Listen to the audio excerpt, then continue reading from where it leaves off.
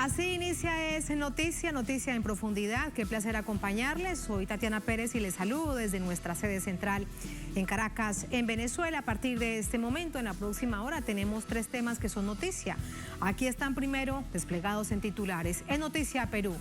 No nos amilana, estamos aquí por el país, es la reacción del presidente Pedro Castillo ante el informe aprobado por la Subcomisión de Acusaciones Constitucionales del Congreso que busca inhabilitarlo por 5 años por supuesto delito de traición a la patria. Lo analizamos. En noticia nuestra América Latina, desde Colombia el Grupo de Puebla promueve una nueva agenda progresista con base en un modelo solidario de desarrollo en donde nadie quede por fuera. Lo analizamos desde una perspectiva necesaria, la cultura y la literatura. En noticia Venezuela, el gobierno continúa en el camino del diálogo nacional. París, en Francia, fue sede de un nuevo encuentro entre representantes del Ejecutivo con las oposiciones en compañía de los presidentes de Francia, Argentina, Colombia y la canciller de Noruega. Les contamos de qué hablaron.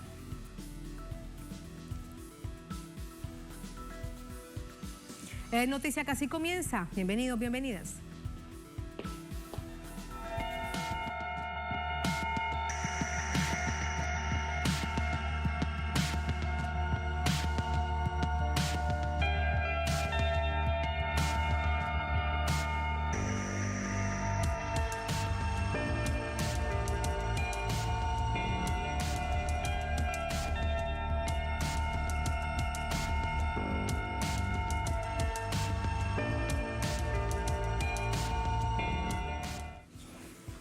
En noticia Perú, una subcomisión del Congreso aprobó una denuncia constitucional contra el presidente Pedro Castillo y propone su inhabilitación. Sucede mientras que el pueblo reclama acciones golpistas del masivo Parlamento.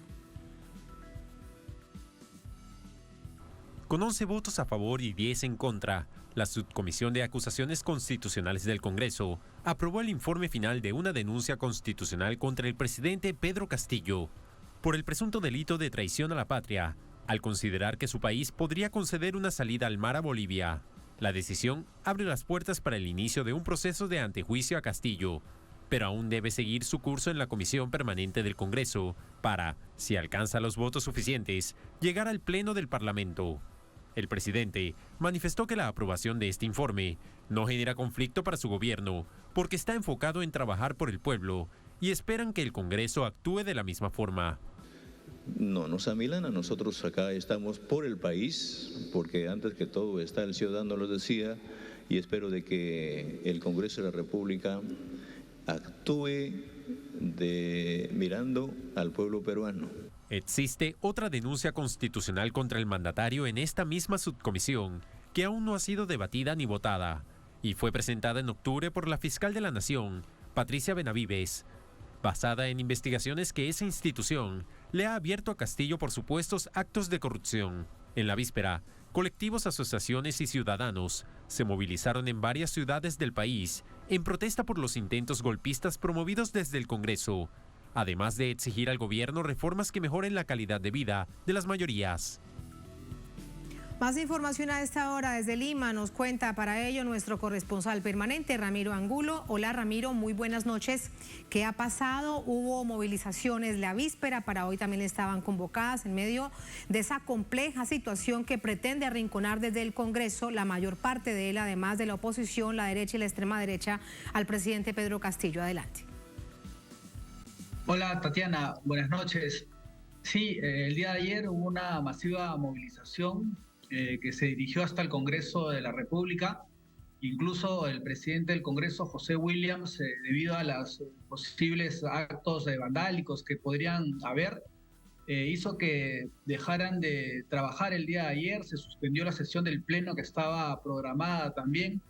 Y el día de hoy, en la Subcomisión de Acusaciones Constitucionales, se ha aprobado un informe final que plantea inhabilitar al presidente Pedro Castillo por el presunto delito de traición a la patria. Este informe fue aprobado con 11 votos a favor y 10 en contra. Lo que va a pasar después es que este informe pasa a la comisión permanente, que tiene 33 integrantes y que por mayoría simple va a ser votado para que pase al Pleno del Congreso. en el Pleno del Congreso se necesitan entre 65 o 66 votos para que este informe pueda ser aprobado y con eso concretar la inhabilitación al presidente Castillo. Pero acá hay un tema importante porque según el reglamento del Congreso, los miembros de la comisión permanente, que son 33, no pueden votar en el Pleno. Entonces, de los 130 congresistas que hay, solo votarían 97.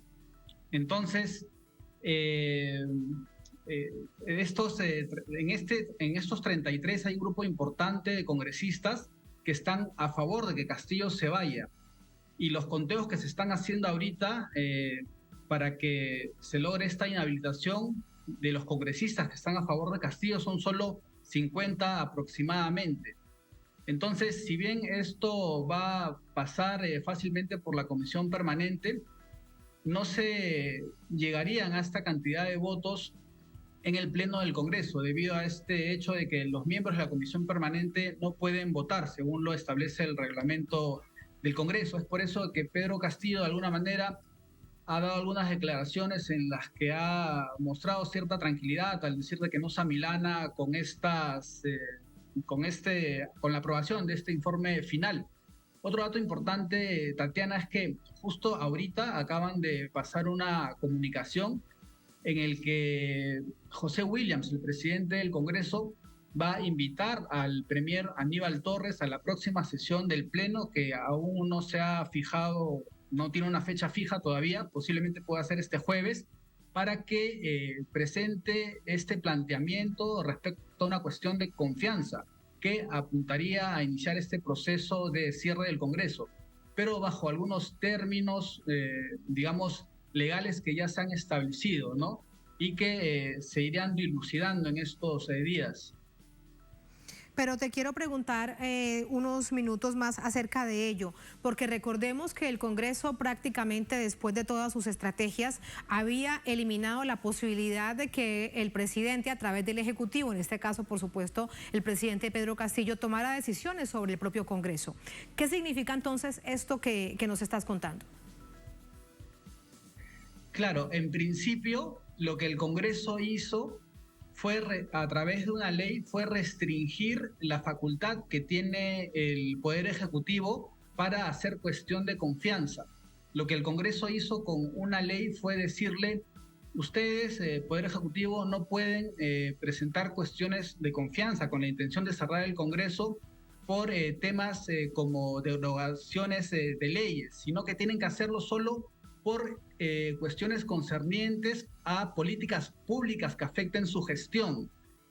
Entonces, lo que se hizo con esa ley que sacó el Congreso fue un poco restringir este mecanismo de la cuestión de confianza para evitar un poco que se pueda cerrar el Congreso y ellos mismos blindarse. Pero lo que ha pasado en estos días es que ya a partir de esta invitación que está haciendo José Williams, el presidente del Congreso, le está diciendo, hazme la cuestión de confianza, pero por cualquier otro tema, por temas que afecten tu política general del gobierno. Entonces, lo que se esperaría a partir de esta especie de desafío y invitación que están haciendo desde el Congreso es que Aníbal Torres vaya al Congreso y haga cuestión de confianza respecto a algún tipo de política que está afectando la gestión del gobierno de Pedro Castillo. Y si es que esta se rechaza una vez y luego otra segunda vez, se abriría la posibilidad del cierre del Congreso. Sin embargo, esto tendría que también ser visto por el Tribunal Constitucional. Habrían varios, aún habrían algunas dilucidaciones legales que tendrían que haberse, pero más o menos el panorama pinta así, que posiblemente Aníbal Torres vaya al Congreso ya con algún argumento un poco como se lo están pidiendo desde el Parlamento para hacer esta cuestión de confianza. Pues muy interesante esto que nos estás contando, por supuesto que lo sumamos al análisis. Gracias, Ramiro, buenas noches. Buenas noches. Buenas noches. Para el análisis nos acompaña Walter Vargas, es miembro del Movimiento por la Unidad Popular, asesor parlamentario, nos acompaña desde Lima, en Perú. Walter, bienvenido, muy buenas noches. Tatiana, muy buenas noches a ti y a toda la audiencia que nos sigue desde los pueblos de América Latina y el Caribe. Muy gustoso de estar nuevamente con ustedes. Muchísimas gracias. Primero quiero preguntarte quiénes son y cuál papel cumplen, además de estar del lado de la oposición, los congresistas Wilson Soto de Acción Popular y Diego Bazán de Avanza País, porque son muy insistentes en buscar distintas estrategias a través de ellos para derrocar al presidente a través de alguna vía que pueda parecer legal, al presidente Pedro Castillo.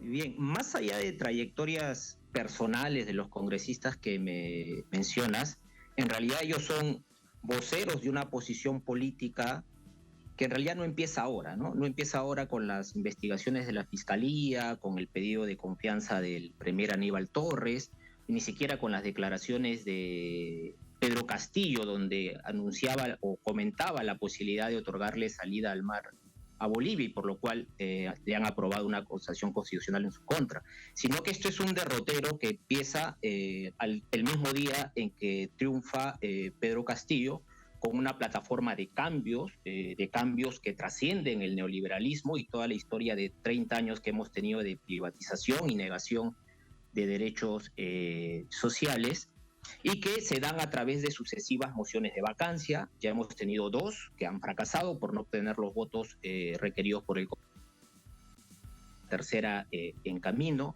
las acusaciones constitucionales que se han mencionado, la negativa de autorizaciones de viaje del presidente de la República en diversas ocasiones a ejercer su potestad de representar la política exterior. Entonces, los congresistas que me mencionas, como los voceros de algunas otras bancadas de derecha, lo que representan es precisamente esta intención, ¿no? Y esta estrategia, desde nuestro punto de vista, tiene 2 objetivos claros. El primero es neutralizar políticamente la posibilidad de que el gobierno de Pedro Castillo y las fuerzas de izquierda o las organizaciones populares que respaldaron este ascenso electoral del gobierno puedan implementar precisamente la política de cambios que se prometió el año pasado y que triunfó, ¿no? Es decir, el mandato popular no solo es que Pedro Castillo sea presidente, sino también un programa de cambios que va con la recuperación de la soberanía sobre los recursos naturales, el impulso de un proceso de cambio constituyente en el país, la atención prioritaria de los derechos sociales negados por 30 años de neoliberalismo, entre otros. Y un segundo objetivo, que es el de la recuperación total del control de la derecha tradicional, de los grandes grupos oligárquicos que han gobernado el país, del control del poder ejecutivo.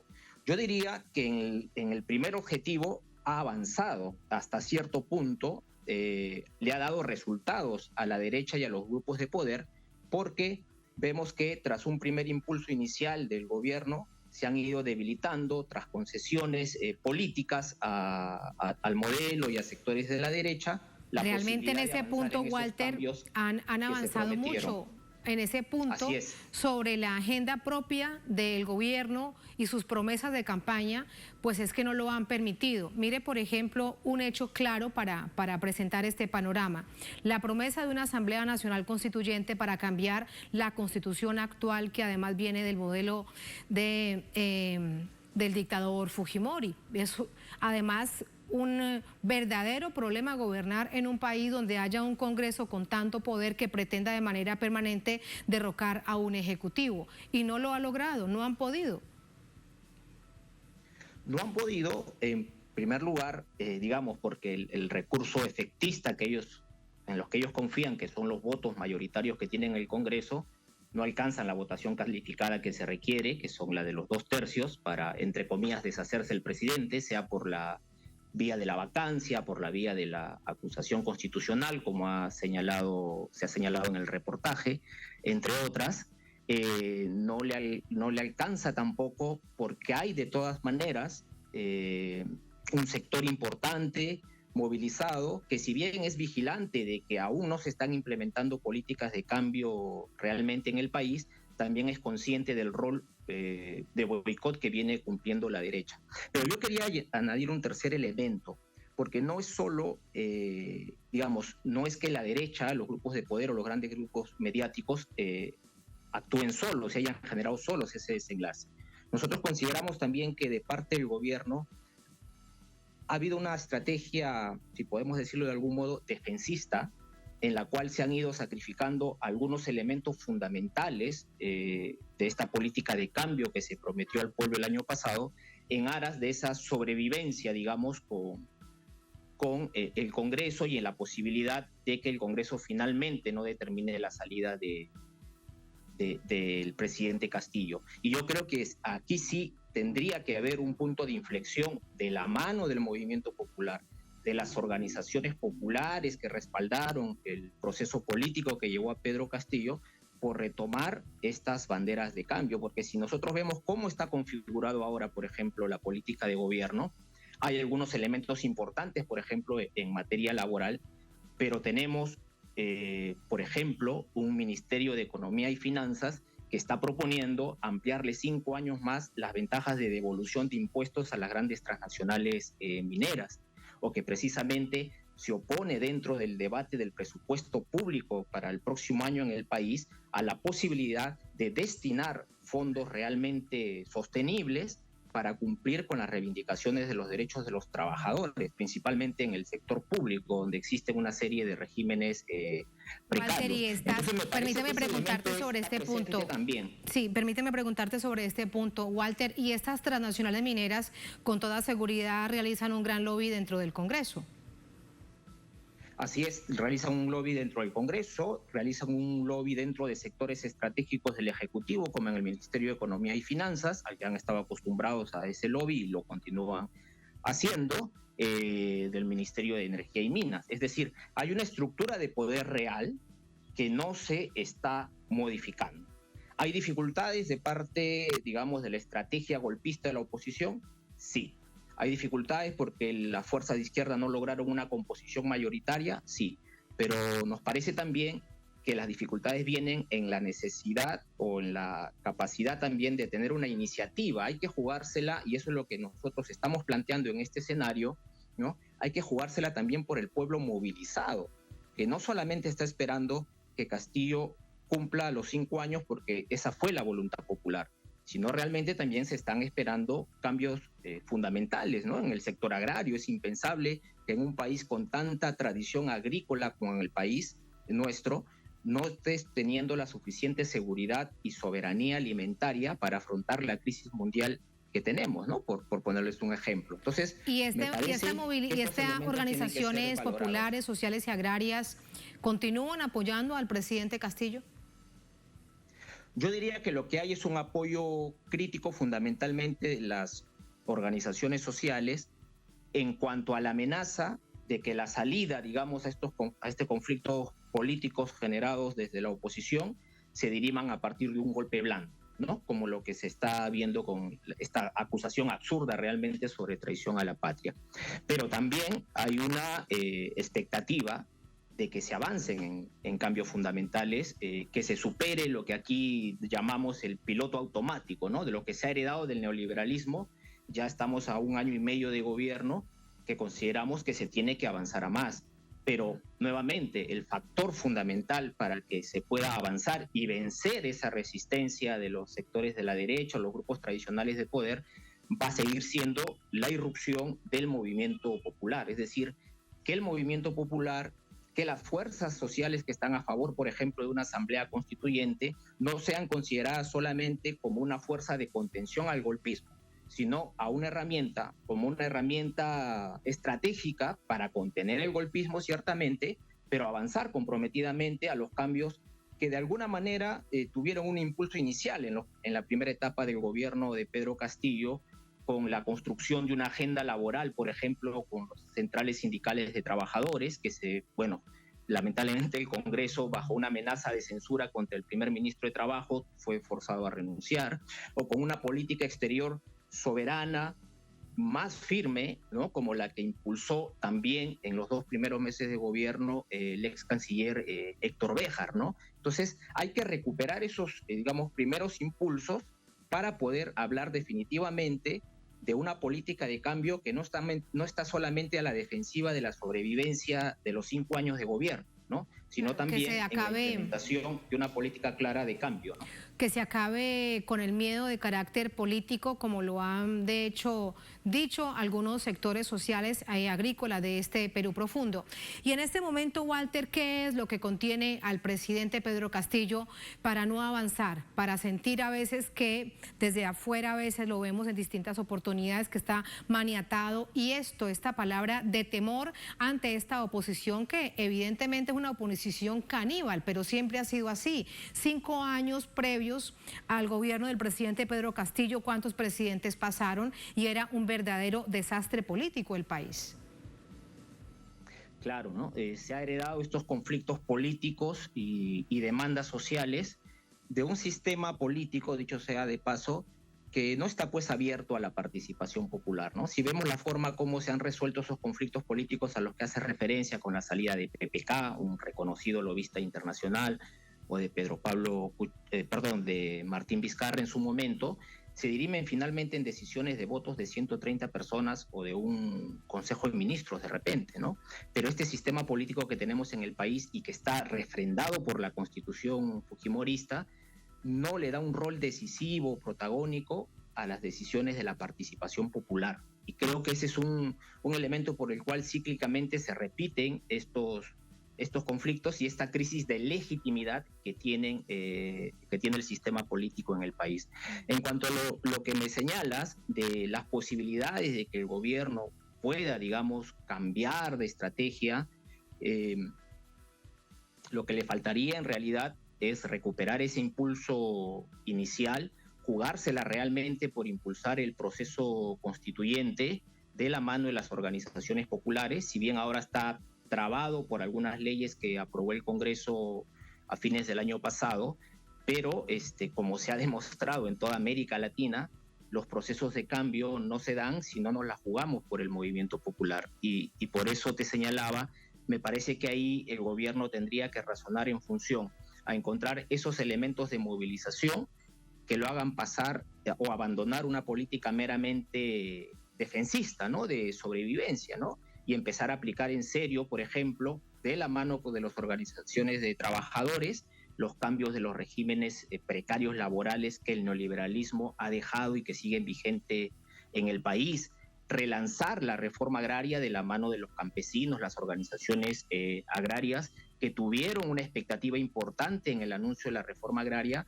pero que esta no ha avanzado aún a replantear el esquema productivo agrario en el país, donde los grandes beneficiarios, por ejemplo, siguen siendo las grandes agroexportadoras que vienen concentrando cada vez más las tierras en el país, ¿no? Y efectivamente, por lo menos, empezar a trabajar una política económica o una política tributaria que sea afín a la promesa de cambio que se dio en el país y no lo que tenemos ahora, ¿no? Y sobre estas cuestiones, quisiera aprovechar porque escuché algunos comentarios en el reportaje, sobre estas cuestiones en realidad, a pesar de esta ley que restringe la cuestión de confianza, sí es posible hacer cuestiones de confianza. La ley que aprobó el Congreso para restringir los pedidos de confianza se refiere explícitamente a las reformas constitucionales, porque lo que querían era impedir una reforma para avanzar a una asamblea constituyente. Ya las competencias exclusivas y excluyentes, ¿no? Ese es el término que usan del Congreso de la República, pero no a leyes que estén vinculadas a la política de gobierno. En todo caso, correspondería al Pleno del Congreso discutir si aprueba o no esas políticas, pero me parece que hay ventanas políticas y jurídicas por las cuales se puede avanzar. ¿Y crees entonces que por eso es que están invitando tan amablemente al primer ministro al Congreso? Tal vez adelantándose a la estrategia que tiene planteada el gobierno.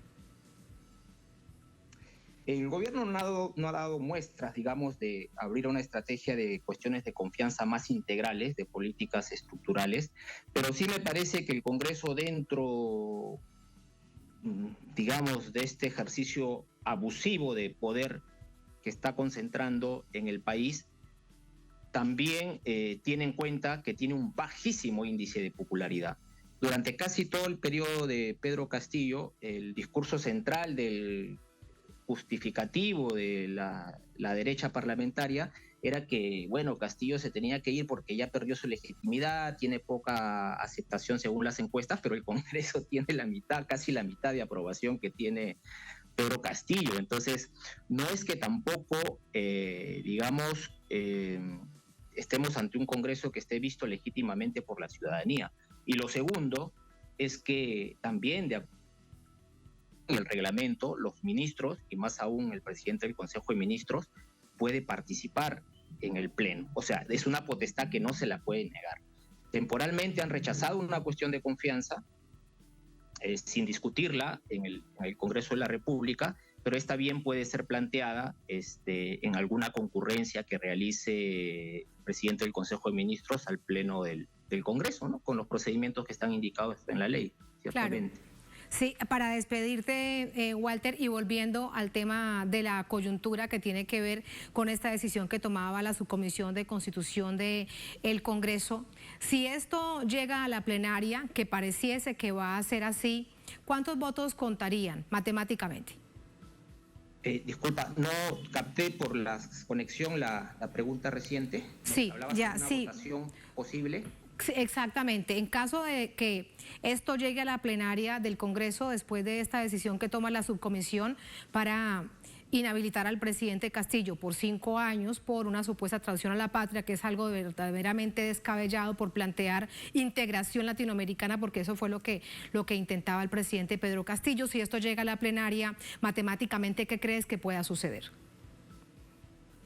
Es difícil, pero no imposible, porque como tú misma has dicho, en los últimos años en el país ha pasado de todo respecto a la estabilidad presidencial, pero es posible que no se alcance la votación teniendo en cuenta que es la misma proporción, con los descuentos que ha señalado Ramiro en la presentación previa, es la misma proporción que se requiere para la vacancia que no se ha logrado, ¿no? Es decir, los 2/3 de la votación.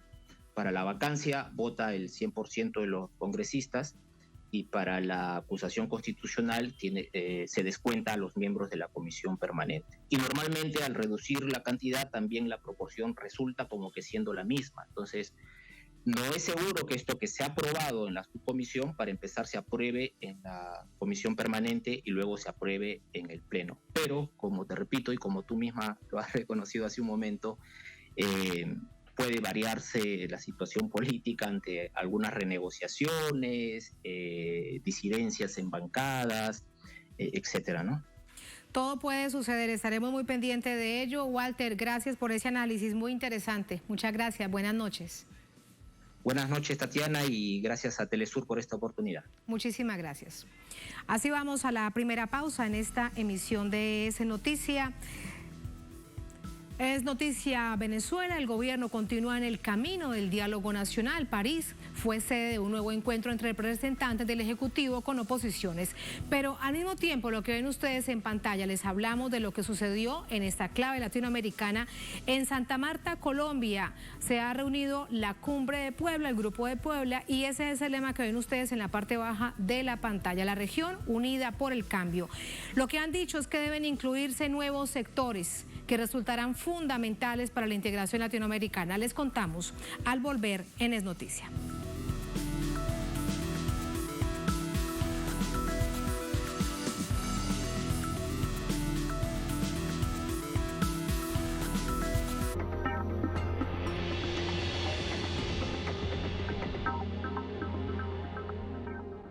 En Conviasa sabemos lo importante que es mover tu negocio. Por eso ofrecemos el servicio Conviasa Cargo. Hoy llevamos tu mercancía a más de 16 destinos internacionales. Con personal calificado y la mejor tarifa del mercado, podrás enviar hasta 90 toneladas. Contáctenos por nuestra página web, correo o el número que aparece en pantalla. Movemos tu negocio siempre a tiempo.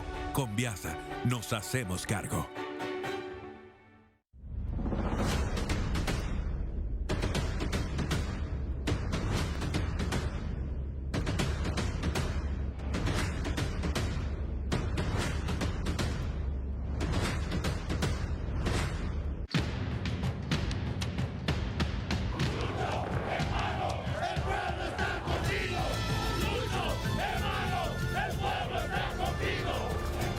economía está saliendo adelante gracias a ti, hermano Lucho. Jóvenes, mayores del campo y la ciudad, estamos reconstruyendo Bolivia. Estamos aquí apoyando la gestión del hermano presidente.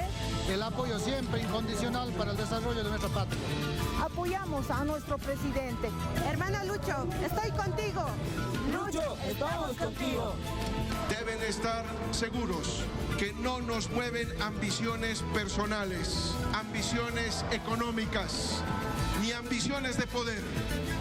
Nos mueven principios y valores revolucionarios que nunca se doblegará ni nunca se doblegaron. Muchas gracias, pueblo boliviano.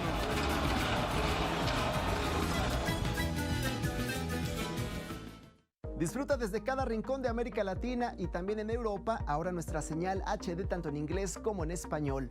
Órale, gracias a los satélites IS-34 e IS-14 podrás ver nuestro contenido cultural en mejor calidad de imagen. ¿Qué esperas? No te quedes fuera y contacta a tu operadora de cable para seguir disfrutando con nosotros, porque Telesur siempre da más. Es nuestro deber revertir el daño que ocasionamos al planeta. Recuperemos nuestros ecosistemas naturales con acciones en defensa del medio ambiente. Sigamos luchando por un mundo más verde. Miércoles, solo por Telesur.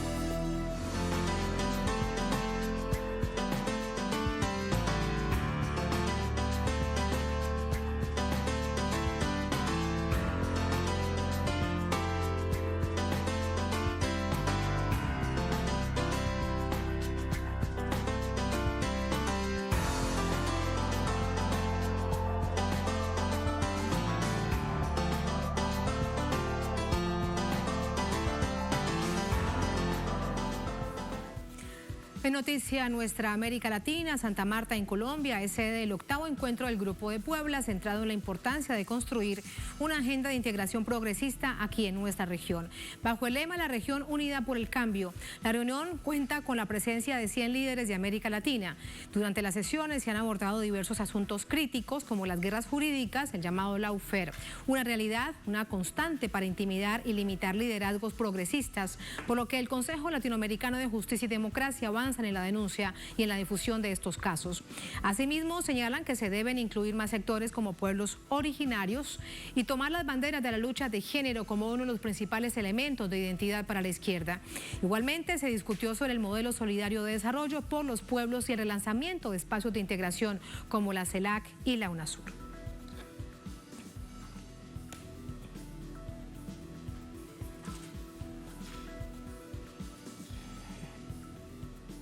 ...48 horas de la 8ª cumbre del Grupo de Puebla, con distintos hechos para analizar. En esta oportunidad lo vamos a revisar, vamos a profundizar qué significa además este nuevo viento de la integración latinoamericana, como lo ha planteado el Grupo de Puebla, con todo este desafío desde la cultura, desde la literatura. Para ello nos acompaña Gito Minore, filósofo, escritor, investigador argentino, dirige la editorial Claraveter. Gito se encuentra aquí en Caracas, en esta capital suramericana, en la Feria Internacional del Libro de Venezuela que se realiza en esta capital. Gito, bienvenido. Buenas noches y gracias por acompañarnos. Muchísimas gracias por la invitación. A ti muchísimas gracias. ¿Es la primera vez que estás en la Feria del Libro de Venezuela? Sí, es la primera ¿Presencialmente? Vez. Presencialmente y virtualmente también, porque nunca había estado en la feria. Sí, nunca había estado. Excelente. Bueno, son 10 días. Además, les cuento rápidamente a nuestra audiencia quien se encuentra por acá en Caracas y, por supuesto, para los venezolanos y venezolanas, que son 10 días de encuentro internacional después de la pandemia, 2 años de pandemia, donde se tuvo que realizar a través de la vía virtual. Y al tema que nos ocupa, desde la cultura, desde la academia, desde la literatura, ¿cuál es el desafío de la integración de nuestra América Latina? Bueno, la verdad que sí, es un desafío. Yo, por ejemplo, puntualmente lo veo mucho en el caso de la literatura, que está como muy atomizado cada país, digamos, con sus propios libros, con sus propias historias, con sus propias editoriales y producciones. Pero lo que estaría faltando, creo yo, es un tema de circulación. Es más, es interesante verlo también desde el lugar de lo que son las editoriales grandes, ¿no? Tenemos grandes grupos, no los voy a nombrar, pero hay grandes grupos que tienen sede en todos los países de Latinoamérica, pero lo que sacan en Perú y que quizá es un bestseller, no llega a la Argentina. Lo mismo pasa con los grandes autores argentinos que no llegan a México o a lo que sea. Y es la misma editorial las que los tiene, ¿no? Yo creo que sí estaría bueno poder... La industria, entre otras cosas, pensando desde lo comercial, así sean de grupos editoriales. Claro. Bueno, y algunos de ellos desde Europa que tienen sus sedes en América Latina. Claro, sí, también, o sea, que tienen... O sea, como que está atomizada, y yo creo que estaría bueno, que digamos es un desafío, y es lo más difícil quizás, de algunas editoriales, las mal llamadas chicas o independientes, alternativas, de poder hacer estos puentes, ¿no? De poder publicar en Argentina y poder comercializar. Digo comercializar no en el sentido de llenarse de plata, sino en el sentido de que pueda circular esos libros. Claro, porque estos, por ejemplo, los distintos puntos de Latinoamérica. Ya te voy a preguntar de ellos, pero estos libros, por ejemplo, que tenemos acá, que son libros de literatura infantil escritos por ti, pues que puedan llegar a otras partes de nuestra América Latina, que no solo se queden en Argentina. Es un ejemplo. Claro. Sí. Hoy por hoy el único camino que quizás estamos teniendo los autores y las editoriales así pequeñas es la participación en ferias. Yo celebro esta invitación porque la verdad que es la primera vez que, por ejemplo, mis libros van a estar acá en Caracas, en Venezuela. No solo mis libros, sino todos los libros de la editorial que represento, que es Claraveta Ediciones, que tiene un montón de autores y autoras, en su mayoría argentinos, pero también, por ejemplo, tenemos un autor de Aruba, tenemos autores de México, tenemos autores de distintos puntos de Latinoamérica. Sí, aquí me está pidiendo la producción que lo siga mostrando. Son 12 libros, ya te voy a preguntar, por supuesto, acerca de esto, que es parte también de investigación tuya sobre literatura social de carácter infantil, muy interesante, además en clave también latinoamericana. Pero volviendo al mismo tema, y tiene mucho que ver cuando estamos hablando de la industria comercial, sí. ¿Cuál es el verdadero sentir de lo que tiene esta industria versus lo que la gente quiere leer, lo que la gente quiere encontrarse en las páginas desde nuestra perspectiva latinoamericanista? Sí, bueno, nosotros, por ejemplo, lo que publicamos es tratamos de publicar todo lo que nos llega a nosotros y creemos que también les puede llegar a los lectores, ¿no? Y sí, quizás hay una barrera que es la barrera de la cantidad también, ¿no? Porque uno, por ejemplo, nosotros al ser una editorial independiente y pequeña, tenemos tiradas chicas, ¿no? Y muchas veces dependemos o queremos depender o no sé, o tratamos de encontrar salidas y a veces la salida es, por ejemplo, tratar de entrar en algún programa, tratar de entrar en alguna ayuda estatal que hoy por hoy es mínima. Claro, ahí entramos, por ejemplo, al tema de los ministerios de cultura que estarían llamados a trabajar con políticas públicas para que lleguen los libros pues a muchas personas, a mucha gente en distintos países. Claro, bueno, eso hoy por hoy sí está bastante difícil. Sí, nosotros lo vimos, o yo lo empecé a ver un poco en, por ejemplo, la década anterior, con el gobierno de los Kirchner, tanto el gobierno de Néstor, pero sobre todo en el gobierno de Cristina, sobre todo el segundo gobierno de Cristina, hubo mucho hincapié al sector de lo que sería la industria cultural. Se hizo el Ministerio de Cultura, vieron planes de lectura, videomóviles, un montón. Nosotros mucho no entramos en eso porque nosotros empezamos medio tarde, cuando ya estaba terminando el gobierno. Así que quizás nos comimos o tuvimos que vivir lo que vino después, que fue el macrismo. Gobierno macrista. Claro, y ahí, por ejemplo, lo primero que hizo el gobierno macrista fue cerrar el Ministerio de Cultura. Imagínate. Y también, bueno, y recortar. Y bueno, nosotros, por ejemplo, en ese sentido siempre estuvimos medio afuera, fuimos medio outsiders, porque bueno, como te digo, empezamos medio tarde, claro. Para lo que, o sea, sí sé que otras editoriales, otros movimientos, otros proyectos tuvieron muchísima ayuda. Bueno, nosotros no la tuvimos. Siempre fuimos independientes, autogestivos, es decir, sacamos nosotros nuestros libros, los llevamos a nuestras ferias, incluso hacemos ferias nosotros. Claraveta Ediciones empezó en el 2012 y empezó como un grupo de amigos. Nosotros teníamos un centro cultural que estaba debajo de una autopista. Bueno, al estar acá en Caracas, como me trajo mucho ese recuerdo, acá hay muchas autopistas. Sí. Buenos Aires no hay tantas, pero hay una que es la 25 de mayo y debajo de ahí hay un centro cultural muy chiquito donde nosotros con María Inés Martínez armamos un centro cultural y una noche de poesía que se llama Poesía bajo la autopista. Y un poco a partir de esa experiencia, de que venían muchos poetas a escribir, a leer, a compartirnos lo suyo, sacamos un primer libro. Nuestra idea era sacar un solo libro, o sea, el Poesía bajo la autopista, con 20 autores. Hicimos 1000 libros, dividimos equitativamente tanto la plata para hacer la producción como los libros para venderlos y regalarlos. Y así arrancamos. Y después empezamos a sacar algunos libros de autores, entre ellos los míos, que yo los venía haciendo siempre sin sello. Y así creció la editorial. Y siempre estuvimos siempre a pulmón, de claro, se dice, ¿no? En un tremendo esfuerzo. Imagínate que esto, por ejemplo, fuese parte de una política pública de integración. Sí, sí. Yo creo que estaría bueno que eso existiera, sobre todo para esto que, digo, es un esfuerzo muy grande, quizás para una sola persona o para un colectivo pequeño, como somos las editoriales.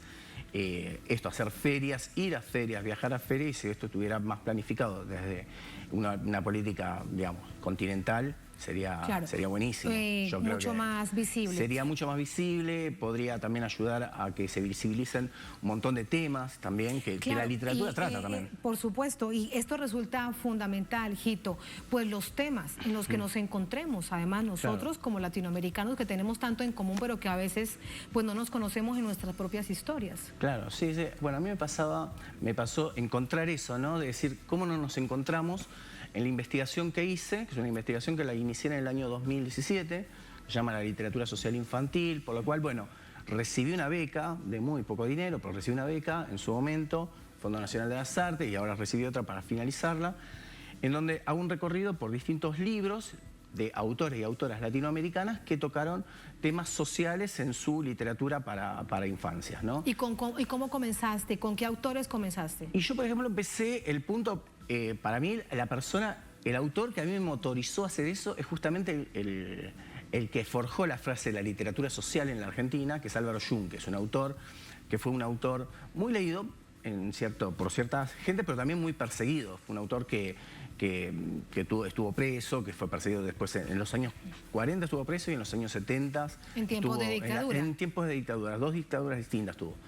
Vivió varias, pero 2 justamente se ensañaron con él, que es la dictadura de Farrell del año 43 y la dictadura del último golpe militar. A partir un poco de leer y de tratar de comprender y de enamorarme también, porque en la literatura es eso, hay un sentimiento muy visceral que es el amor de la literatura de Álvaro Yunque. Yo empecé primero a escribir en esa beta y segundo a investigar qué había. Él tenía temas, por ejemplo, en su literatura para niños, trataba temas como la solidaridad, temas como la muerte, temas como la enfermedad del padre, bueno, chicos que están en la calle, chicos que están en situación de vulnerabilidad. Y bueno, un poco a partir de ahí empecé a hilar por todos los lugares y bueno, empecé a armar un mapa. Tenemos como la primera figura fue José Martí, ¿no? Con su literatura especializada para niños con la Edad de Oro, que fueron 4 revistas que él hizo mientras pensaba cómo hacer la revolución, pensaba en los niños y las niñas, porque iban a ser los herederos de esa revolución. Entonces, mientras él craneaba eso, craneó esa literatura, donde ahí están un montón de todos estos temas, que después otros autores y autoras, por ejemplo Carmen Lira, de Costa Rica, con el libro En una silla de ruedas, ¿no? Donde problematiza... Y con esto que me estás diciendo es no solamente presentar, así sea literatura infantil, literatura para el entretenimiento, sino que es literatura con un contenido para la infancia de la vida misma. Claro, y es un contenido que interpela al niño, no es solamente un contenido, por ejemplo, la literatura infantil antes de José Martí y antes de toda esta gente que estoy diciendo, existía. O sea, primero existió una primera literatura de la mano digamos, de la iglesia, digamos, de lo que fue la colonización, pero después con la instauración de los estados nacionales, bueno, vino de la mano del patriotismo, de la mano de la didáctica, y fue caminando por ese derrotero. Y llegamos a un siglo XX donde, bueno, empieza a capitalizarse eso de la mano del mercado. Por ejemplo, con grandes producciones norteamericanas, como Disney, bueno, y toda la parafernalia que trae Disney, no solamente las películas, sino también los cómics, bueno, toda la historia Disney, digamos. Y además la cooptación de Disney de todas estas estrategias que además calaron y llegaron a millones de hogares en nuestra América Latina. Y que llegan el día de hoy. Y que llegan, exacto. Es decir, no es que no es que fue nada más que un punto. Sí. Bueno, esta literatura, que yo le usé el nombre de Álvaro Yunque, es decir, la literatura social, infantil, interpela al niño no como objeto de consumo, ¿no? Porque hay una literatura que tiene al niño como el consumidor de esa literatura, sino como un sujeto de acción y cambio, así como yo lo defino, ¿no? El niño que se siente interpelado por esa literatura y una literatura que le habla a ese niño. Y es una literatura que no tuvo mucha suerte, digamos, porque fue bastante perseguida, incluso, por ejemplo, grandes nombres como César Vallejo, ¿no? Uno dice César Vallejo, autor, uno de los grandes poetas de Latinoamérica y del mundo. En su momento escribe un libro que se llama Paco Yunque, lo escribe incluso a pedido de una editorial del Partido Comunista y se lo rebotan en ese momento. Le dicen que no, porque claro, no entra dentro de los cánones que tenía incluso la misma izquierda de lo que era el niño como sujeto, ¿no? El libro sale mucho después, que es Paco Yunque, sale en los años 50, si no me equivoco, ahora quizás con la fecha, ya es post-mortem, ¿no? Y es un libro que, bueno, se sigue reeditando y demás. De hecho, aprovecho a contar que hace poquito, ahora este año se cumplen 100 años de Trilce, si no me equivoco, y se le está haciendo un homenaje muy importante en Argentina, el Centro Cultural de la Cooperación, y va a salir un libro justamente donde hay un capítulo sobre, igual, y entre todos los capítulos hay un capítulo sobre en homenaje. Sobre Paco este Yunque. Es un vampiro a dieta y de regreso al campo de girasoles, por eso solamente se los había mostrado inicialmente porque quería preguntarte y por supuesto que nuestra audiencia escuchara a qué hacía referencia estos que tengo aquí en mi mano con respecto a la literatura social infantil y sin duda que es muy interesante. Sí, yo empecé a escribir literatura infantil en el 2006. Empecé con un libro que se llama Muriel tiene una visita. A mí me interesa mucho la cuestión del humor, ¿no? En la infancia. Me interesa, también tiene una beta social, ¿no? El humor. Quizás no esta interpretación tan directa como hacían estos autores, pero sí el humor. Y también en ese momento escribí unos libros que los hacía con un colega, ilustrador, Isidoro Reta, que se llama Fabrica Cuentos, donde nosotros hacíamos una movida con los chicos, donde íbamos a leer a los chicos 2 libros. Uno se llama Pasar a Lionel Pasala, que tiene que ver con el fútbol, con un chico que juega muy bien a la pelota, pero que no comparte, y hay toda una historia con la idea de la solidaridad y del juego en equipo. Y otro tema, que es de ahí donde empieza a nacerme la semilla de la literatura social, que se llama El aroma del paraíso, que cuenta la historia de un niño cuya abuela falleció y bueno, y un poco a partir de la amistad y de la solidaridad de sus compañeros y amigos, un poco, bueno, va superando el duelo. Estos libros que ahora traigo, que si bien también los escribí en ese momento, se publicaron ahora en la colección Pequeña Clara y bueno, el que más tiene que ver con la literatura social es De regreso al campo de girasoles, que es la historia de Minimus, que es un gato que nace en un pueblo llamado Mar del Sud, que es un pueblo que es pampa y mar, y es traído a la capital de muy chiquitito y ya de viejo quiere volver.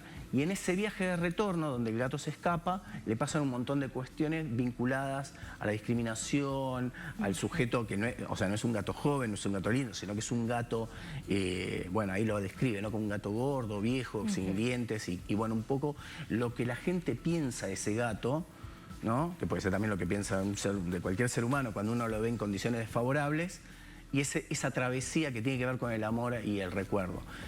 El vampiro a dieta es un cuento, es una comedia y es una parodia de Drácula. Es un vampiro que justamente vive en la ciudad de Buenos Aires y que le gusta cazar palomas para tomarle la sangre, bueno, hasta que se enamora de una paloma y empiezan los enredos del amor y a partir de esos enredos del amor también de la comedia y de qué hacer con su dieta, ¿no? Qué hacer con la dieta cuando uno... Cuando se enamora de la paloma. De la paloma. Claro, pues muchísimas gracias. Hay por esos 2 lados, por el lado de lo social, pero también por el lado, siempre pienso que hay que endurecerse sin perder la ternura, ¿no? Y que también en la ternura está esta cuestión que muchas veces se quiere dejar solapada, que es el humor. El humor y qué tanta falta nos hace, no solamente a los argentinos, siempre lo digo, sino a los latinoamericanos, poder reírnos un poco.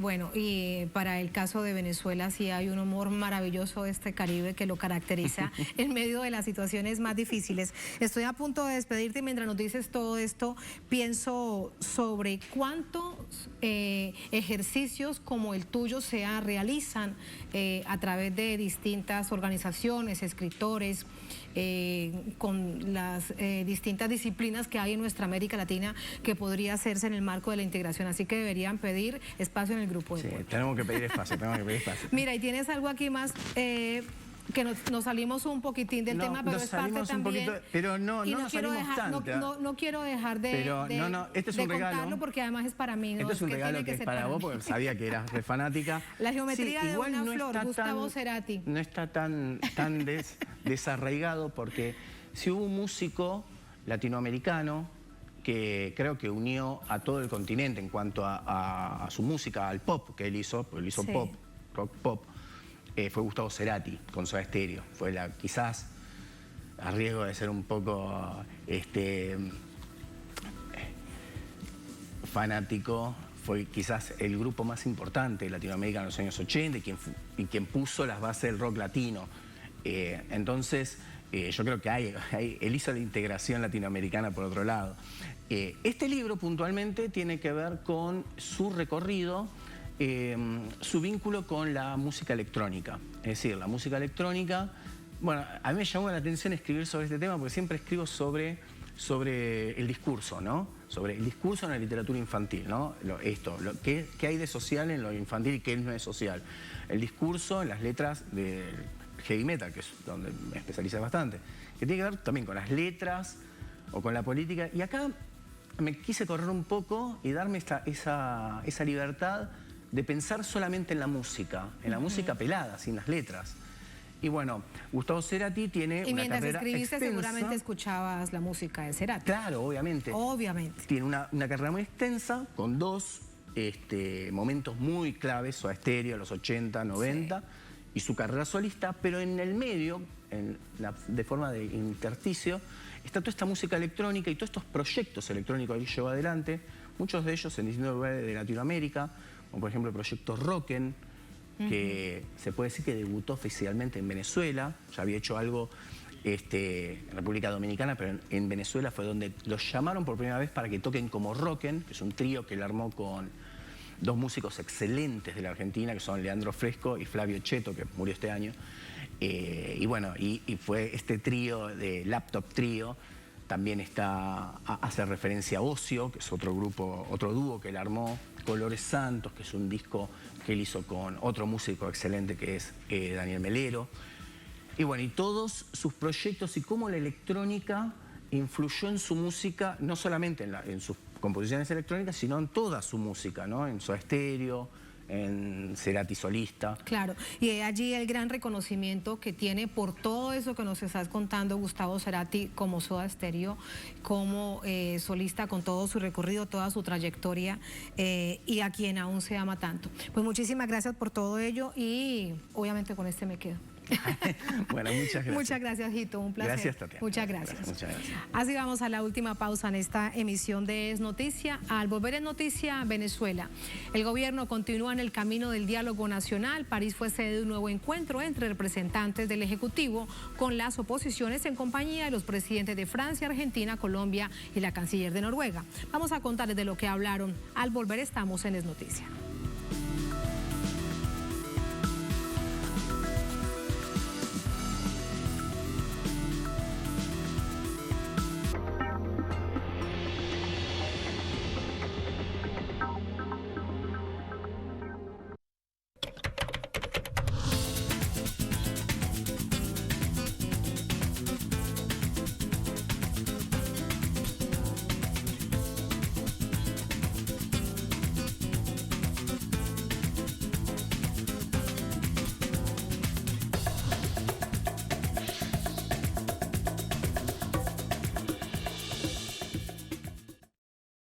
¿Qué tal? Sean todos muy bienvenidos a Vidas. lugares donde el arte se unifica con el orgullo de los pueblos. Y esos lugares están llenos de colores, alegría, pasión, tradiciones, arraigo, valor y entrega. Vidas, todos los viernes. Solo por Telesur. Compartimos su sentir, exaltamos sus logros y mostramos su realidad. Nuestro enfoque es global y nos mantiene en sintonía con los pueblos. Los países caribeños también reciben nuestra señal. Con entusiasmo seguiremos transmitiendo para ellos, porque somos Telesur, la señal informativa de América Latina y el Caribe.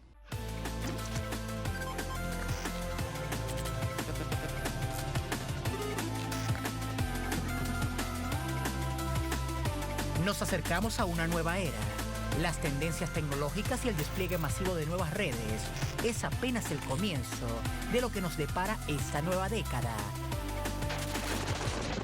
Atomoon. Viajeros del saber, el futuro es hoy.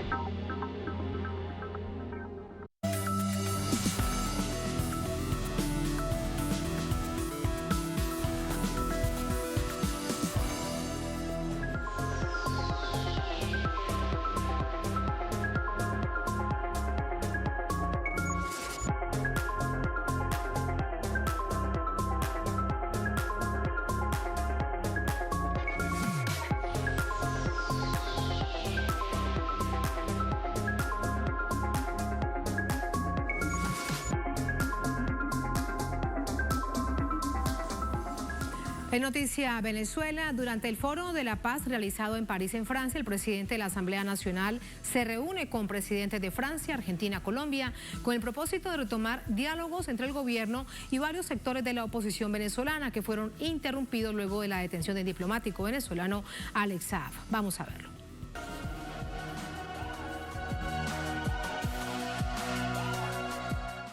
El presidente de la Asamblea Nacional, Jorge Rodríguez, sostuvo un encuentro con los presidentes de Francia, Emmanuel Macron, Gustavo Petro, de Colombia, y Alberto Fernández, de Argentina.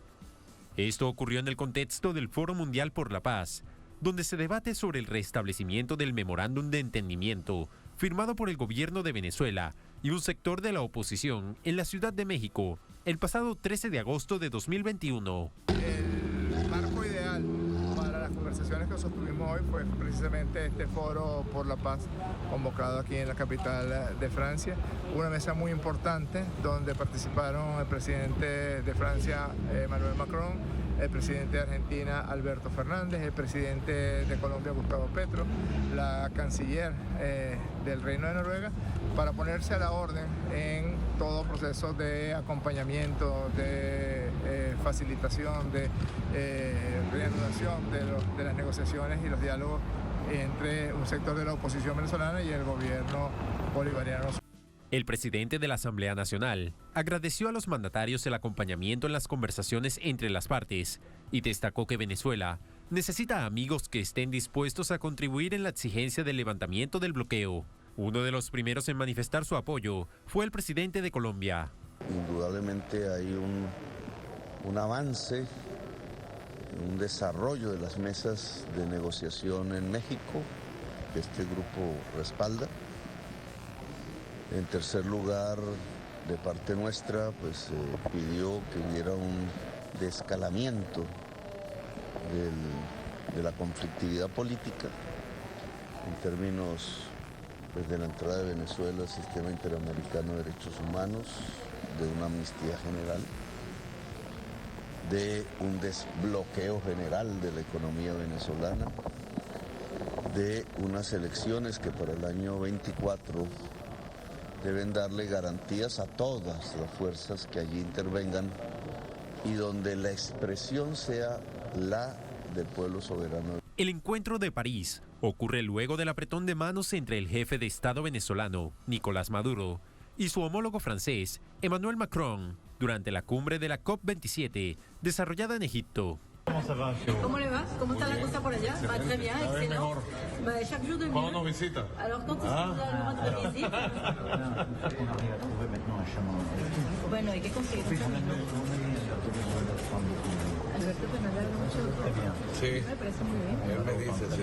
Tenemos buenos amigos en común. Nous avons de très bons amis. Exactement. Et là maintenant, le continent est en train de se recomposer. El continente se está recomponiendo.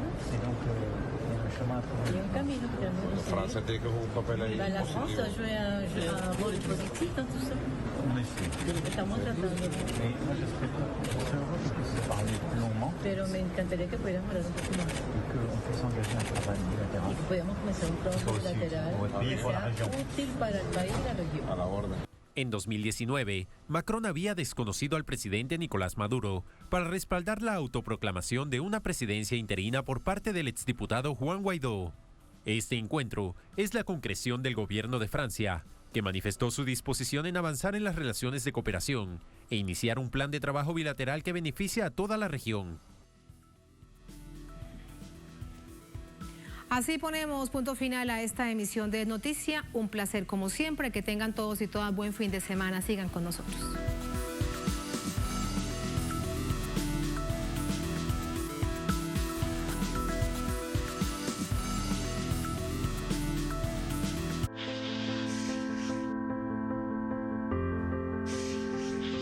Oí un gran ruido en los cielos. El Espíritu Santo se me apareció y me dijo que la serpiente andaba suelta, que Cristo había dejado el yugo de los pecados del hombre y que yo debía asumirlo y combatir la serpiente, porque se avecinaba la hora en que los primeros serán los últimos y los últimos serán los primeros. 11 de noviembre de 1831. Asesinan a Nat Turner.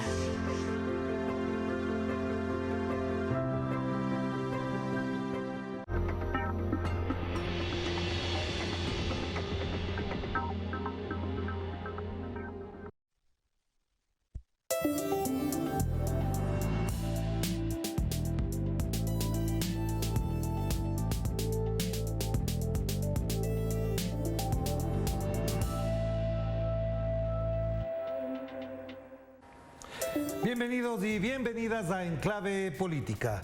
En Ecuador parecería que la violencia se ha naturalizado, se ha normalizado, como para que convivamos con ella y tengamos a las autoridades responsables en los mismos puestos como si no habría pasado absolutamente nada.